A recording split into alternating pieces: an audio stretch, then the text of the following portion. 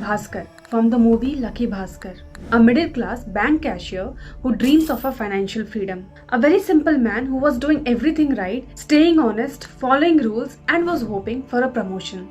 But on the day of promotion, he was deceived and was not given the promotion. So, no growth, no respect and no movement. Then one day, something shifts. He stops playing fair. He bends the system, twists the rules and suddenly started making a huge amount of money. As a result, his life improved, people started respecting him and everything started working. Now look at this carefully. The one who lied, spoke confidently and twisted few facts, got the deal and walked out successful. And the one who stayed honest and stayed exactly where he was. Now don't answer quickly, just observe.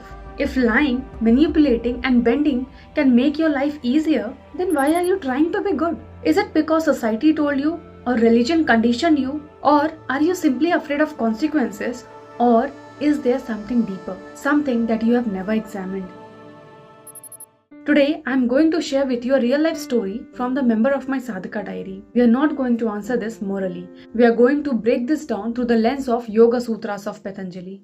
Not as any philosophy, but the science of how your inner system functions. So do watch the complete video. If you are interested in this topic, hit the like button. And if you are new, do subscribe the channel. I found a similar case for one of my Sadhaka diary member. Raghav, 32 years old, works in procurement. Capable, intelligent and sincere. But for 3 years, no growth. Every year, he used to get the same appraisal, the same invisible ceiling and the same recognition. And then one day, someone junior gets promoted. By seeing this, he didn't act outwardly, but internally, something begins to move.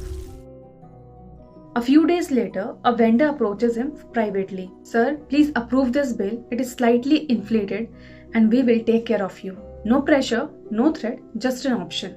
Now, we will pause the story for a bit because this is the moment where people think, should I be good or practical? But from a yogic perspective, this is not a moral dilemma. This is a mechanical process unfolding inside the human system. So, before moving forward, we need to understand the few technical terms first. In yogic science, especially in Yoga Sutras of Patanjali, the word Chitta is used, which is not the mind, it is the entire inner field of yours. It includes your memories, your impressions, your tendencies and your unconscious pattern. Think of it like this. Your body has a structure and so similarly your inner experience also has a field and that field is Chitta. Everything you experience, every thought, emotion and reactions happens within this field. Now within the Chitta there is a constant movement and this movement is known as Vrittis. A vritti is not just a mere thought, it is a complete mental event. For example, you remember something, you imagine a scenario and you feel an emotion and your body reacts. This entire wave is a vritti. So if Chitta is like the lake, vrittis are the ripples in the lake. Now here is something deeper. Every time you experience something intensely, you react, you feel and you act. This leaves a residue and that residue is known as Samskara. For example, if you are repeatedly reacting in anger, you are not just expressing anger, you are actually building a tendency towards anger. Next time it arises more faster, stronger and more automatically. And thus this creates a loop. Samskara, vritti, action and ultimately stronger samskara. Now let's go back to Raghav. When the offer comes, multiple processes start simultaneously. He imagines more money, better lifestyle and faster growth. This is not just logical thinking. This is actually raga, an action towards a pleasurable projection. Now this pulls his attention. And then something else arises and that is memories. Being ignored, being underpaid and feeling stuck. Now the discomfort surfaces and this is known as dvesha, that is aversion towards the past pain. Then the third is asmita or the identity. That is, after memories come, a subtle thought arises. I deserve better. And now this is no longer about the situation. This becomes about me, forming a stronger identity or asmita. And then finally, what if I get caught? This is where the fear or the abhinivesha enters. Now what is happening overall? Just observe this clearly. Inside him, attraction is pulling him, aversion is pushing him, identity is justifying and fear is warning. And thus, this is not some simple decision. This is the highly complex movement of vrittis within Chitta. And in this storm, clarity is almost absent. Now, after few days of internal fluctuation, he agrees to the offer and everything works. Money comes, life improves, and confidence arises. So now the mind concludes, see, doing the wrong thing made life easier. But now in yoga, it does not stop at results. It asks you the deeper question. What happened to your inner system? And now, let's see the subtle changes, not outside, but inside. Earlier, his internal state was simple, but now, one part knows the truth and the another part maintains a false narrative. And this creates a split in Chitta. He now has to remember lies, manage impressions, and maintain consistency. This is not visible outside, but internally, load now increases. Second is increase in vritti density. Earlier, he had only fewer mental movements, but now constant calculation, anticipation, and memory tracking. The number of vrittis increase and thereby the intensity increases. Number third is strengthening of samskaras. Each time he repeats this, his pattern deepens, it becomes easier and it becomes automatic. Now understand this carefully. He is no longer choosing actions. Actually, the samskaras are choosing him. Last and the most important is background anxiety. Even without any danger, small triggers creates unease and authority creates discomfort, and thereby the fear becomes the constant background tone. Now after listening to this, we come to a crucial point. People think that yoga says be good, but that is actually a misunderstanding. Let's take satya or truthfulness. Most people interpret it as always speaking truth, but that's totally incomplete and sometimes even wrong. In Yoga Sutras of Patanjali, Patanjali never said always tell the truth no matter what, or always be kind no matter what. These are absolute moral rules, and yoga is not built in absolutes like that. What Satya actually means is alignment between perception, cognition, and expression. Meaning, what you see, what you understand, and what you express should not be in contradiction. For example, we may understand this as if someone is emotionally fragile and if they come to you asking, am I a failure? You have two options to answer them. The first one is the brutal truth. That is, you say, yes, you are. But remember, externally, you said the truth. But internally, you caused harm, and agitation increased not just in him, but also in yours. And this violates ahimsa because breath is disturbed, mind agitated, and ego is involved. This creates a new samskara, more vrittis, and thereby disturbs your own inner system. So the second option you have is to choose a conscious response. You might respond to that man, you're going through a phase. Let's see how to improve this. Now here you're not lying, neither you are harming, and neither you are distorting reality. This is closer to satya plus ahimsa in balance.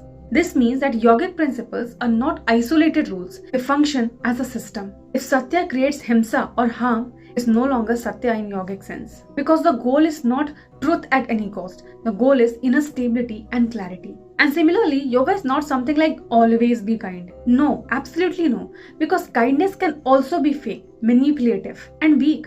For example, you avoid confronting someone because I want to be nice. But internally, resentment builds on and dishonesty increase. This is not something yogic. But on the other hand, if we take the example of a teacher who is scolding a student very strongly, externally it might look harsh, but internally there is actually no anger, no disturbance, and actually the intention is clarity. This is not himsa. Because himsa is not about action. It is about the inner state generating your outward action. And therefore one should replace the question of should I be good or bad to what is the state of my system when I act, based on what is driving it, a compulsive reaction or a conscious clarity. And secondly, what does this do to your chitta? Does this increase vritti or reduce the disturbance? Yoga is not about being nice, being polite, and being morally correct. It is about acting without inner distortion. So sometimes you may speak strongly, you may speak softly, you may say truth, you may remain silent. The question is never about is this good? The question is, am I acting from compulsiveness or clarity? So now coming back to Raghav, what should he do? If you are in his position, should you accept the offer or will you reject the offer? Whatever answers you have, do comment me down in the comment section. Moving forward, what I am trying to say is, this question is actually a wrong question because the question is actually biased by morality. The correct question is, from what state are you acting and what will this action do to his system over time? When the offer comes, his system is pulled by raga, that is money and growth, pushed by dvesha, that is frustration and stagnation, driven by asmita, that is I deserve better, and influenced by abhinivesha or the fear. This means in this state, his chitta is highly disturbed, that is in rajasic state. Now, any decision taking in this state is not at all a conscious decision. It is a reaction to the situation. So before deciding yes or no, he should do something that most people never do, and that is first stabilize the system. Practically, this means that do not react immediately. Create a little distance from the situation and observe internal movement. Now this creates a gap, and this gap is very crucial because vivek or clarity can only function when vrittis settle down. Now first he should watch, why am I attracted? What exactly am I afraid of? And what I'm trying to prove. Not intellectually but experientially. If he observes deeply, he will see that the attraction is not about money alone. It is about feeling valued. Secondly, the frustration is not about the job alone. It is about identity being hurt. This insight itself reduces the intensity of vritti. And now, if he accepts the offer, he should be very much clear. This will increase complexity in my mind. I would have to maintain dual layers of reality. Third is fear and calculation will increase. And if he rejects the offer, again he must be very much clear that external smooth may be slower and frustration may remain for some time. Now the decision becomes that which consequence am I consciously willing to take. Now this does not mean you have to stay behind success. This is actually the real test, and let's be brutally honest. Can you take the deal without any fear, inner conflict, fragmentation and compulsive repetition? In almost all cases, no, because the current action is driven by lack, not by clarity. So most probable outcome, if done properly, he would not take the deal. Not because it is wrong, but because he sees clearly that it will disturb his system more than it benefits him. But now, rejecting the deal only, it's not enough.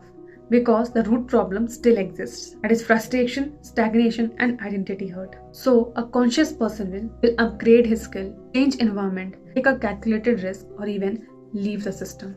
And this is active clarity, not passive morality. So your or Raghav's real choice is not honesty versus dishonesty. Rather, it is clarity versus compulsion. A conscious decision is an action taken when your perception is not distorted by your compulsion. That is raga, dvesha, fear and identity. In yogic terms, from Patanjali's Yoga Sutra, problem happens and most of the time, Buddha is not deciding. Instead, vrittis are deciding. This becomes unconscious because the decision is a reaction to internal pressure. Even if one justifies it logically, the source is even then compulsion, not clarity.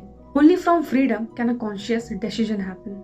These all understanding of principles comes only for those who really want to walk the path of yoga. Because if you really want to walk in this path, a conscious decision is not always comfortable, but it will be more fulfilling. You may still choose difficult path or sometimes those ways which society calls wrong. But internally, if there is no conflict, no fragmentation, no pressure, you will always win, whether it is externally or it is internally. So a conscious decision is not about choosing from right or wrong.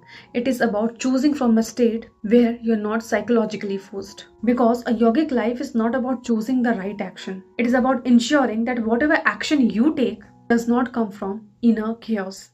So at last, thank you Raghav giving the permission to share this story. And thank you to all of you who have completely watched the video. And so if you loved the video, do not forget to share this video as much as possible. And also give it a like and subscribe to the channel. Up to next, stay safe, healthy, happy and namaskaram.